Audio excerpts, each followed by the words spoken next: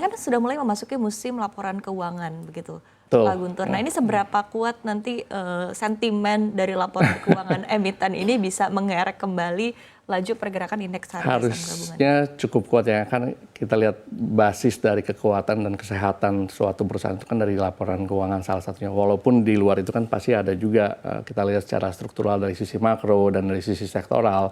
Tapi balik lagi kan fundamental dari suatu perusahaan dan suatu emiten itu kan salah satunya kita lihat dari raport ya, laporan keuangan. Tentunya kalau misalnya memang earning quality-nya suportif, nggak menutup kemungkinan kita lihat di saham-saham yang level sekarang mungkin lebih atraktif, khususnya kan beberapa emiten yang punya atraktif dividend yield dengan valuasi yang sekarang, kalau memangnya laporan keuangannya nyata resultnya bagus dan earning quality-nya cukup suportif, tentu harga saham yang udah terkoreksi sekarang menjadi lebih atraktif.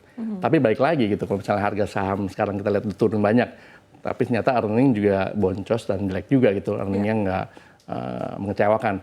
Tentunya itu juga berpotensial untuk bisa turun lagi gitu. Jadi nggak dengan sekarang bukan hanya sekedar buy on weakness, tapi kita juga harus bisa pilih-pilih dan lebih selektif juga dalam melakukan pemilihan dan mengkonstruksi portfolio. Oke, baik. Tapi apakah ada potensi mungkin pergerakan indeks kita mungkin akan jatuh lebih dalam lagi begitu dari level yang sempat terjadi kemarin? Apakah saat ini di level 7.100 kemarin itu adalah sudah bottom? Kalau bottom mungkin belum kali ya. Kalau kita secara keseluruhan kan aspeknya juga banyak ya. Di luar jadi geopolitical tension, tentu kan kemarin juga ada negatif outlook dari beberapa rating agency, 2 dari 3 bahkan memberikan negatif outlook itu kan bukannya tanpa alasan dan tanpa sebab gitu. Jadi mereka juga punya concern dan punya worry terhadap kondisi perekonomian kita secara keseluruhan, fiskal kita, ya kan, dan juga kebijakan dan government policy yang berpotensi menurut mereka ya, yang berpotensi untuk melemahkan fiskal gitu. Salah satunya mungkin dari potensial revenue kita juga mungkin shortfall below target juga di tahun 2025 ya. Kalau misalnya sampai kita dari sisi anggaran, tentunya geopolitical tension ini dengan kejadian di Iran dan oil price naik tidak membantu sama sekali kan, malah memperburuk situasi gitu. Tapi kalau sampai ini berlanjut dan tidak di-escalate, tentunya kan memiliki impact jangka yang lebih panjang itu. Baik, tapi ada fenomena yang cukup menarik juga Pak Guntur ya, kita lihat balik lagi tadi di tengah pelemahan market yang terjadi begitu ya, di tengah capital outflow yang terjadi di pasar reguler, sebetulnya kita masih bisa melihat ada capital inflow di pasar negosiasi ya, dalam beberapa waktu terakhir begitu. Nah ini artinya apa mungkin bisa ditranslate juga begitu oleh Pak Guntur? Kalau capital inflow di pasar negosiasi kan kita juga mesti tahu juga ya ujungnya dari mana dan kemana dan alasan dan sumbernya gitu. Nah sampai alasan ini kita juga belum bisa cerna semua, mungkin it's very hard to digest dan it's very hard to calculate juga ya impact secara keseluruhannya. Apakah ini one off transaction ya kan, apa juga hanya berpindah antara beberapa nomini kan, itu juga kita perlu cari tahu juga sih. Baik. Kita melihat juga mungkin dari sektoral ya.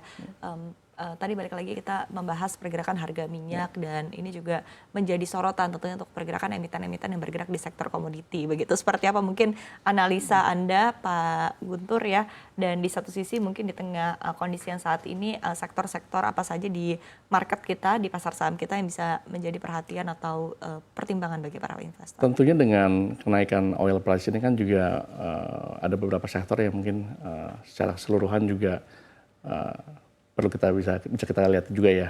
Tentunya yang ujungnya terkait interest rate sensitivity, karena dari minyak ini kan juga bisa ke inflasi.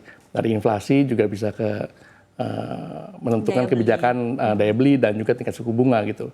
Jadi kalau kita lihat sih untuk sekarang mungkin sektor seperti properti pasti kan juga kurang atraktif ya dibandingkan waktu sebelum-sebelumnya. Dan beberapa sektor mungkin seperti energi mungkin berpotensi, tapi kadang-kadang juga sulit juga ya. Oil price naik, tapi belum tentu stock marketnya yang berinvestasi di energi mengikuti naik dan mempunyai one-on-one correlation juga gitu. Karena yang kita invest perusahaannya, yang saham gitu, yang memiliki high risk juga. Kita bukan berinvestasi di oil price-nya gitu. Jadi ya case by case harus lebih selektif. Tapi ada beberapa sektor yang menurut kita sih masih cukup defensif ya. Seperti mungkin infrastruktur, telkom kan juga cukup defensif. Beberapa blue chip perbankan juga cukup defensif. Oke, baik Pak Guntur.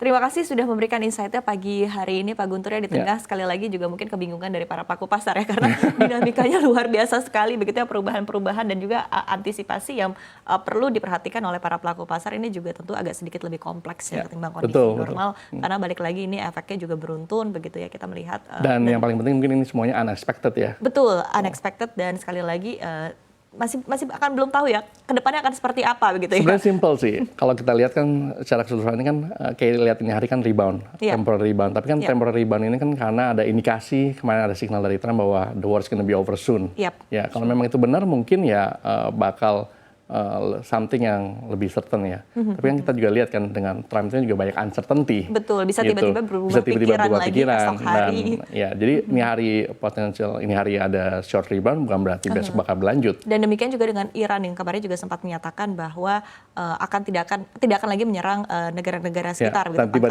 tapi tiba-tiba tetap masih dilakukan dan langsung berubah kan tone-nya all out war. Ya.